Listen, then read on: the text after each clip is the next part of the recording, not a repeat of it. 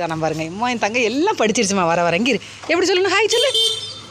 இங்கே பார்த்தீங்களா இங்கே அம்மா என் அழகி சாப்பிட போகிறாங்க பிள்ளை. தோசை சிலிண்டர் காலி ஆயிடுச்சுங்க. நேற்று நைட்டே சிலிண்டர் சாப்பிட்டுட்டு இருக்கும்போதே காலி ஆயிடுச்சு. நல்ல வேளை சாப்பிட்டு முடிச்சதுக்கப்புறம் தான் காலி ஆச்சு.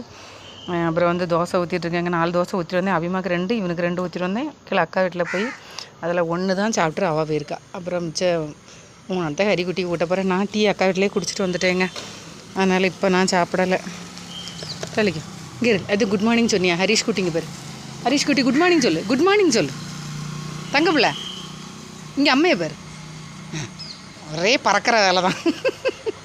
தள்ளி நின்றுங்க தள்ளி நில்லிடுதுங்க. இன்னைக்கு சனிக்கிழமெல்லாம் தண்ணி எடுத்துகிட்டு இருந்தேங்க. தண்ணி எடுக்கவே நேரம் சரியாக இருந்துச்சு. இங்கே இருங்க வெளியில் நிற்கிறனால ஒரே ஆட்டோ சவுண்டு பஸ் சவுண்டாக தான் கேட்குது.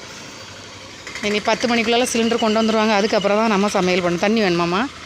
இட்லி பொடியும் இந்த கருவேப்பிலை தொக்கு இருக்குங்க. அதை வச்சு தான் பிள்ளை சாப்பாடு விட்றேன். எல்லாத்துக்கும் பாய் சொல்லியிருக்கு ஹரிக்குட்டி.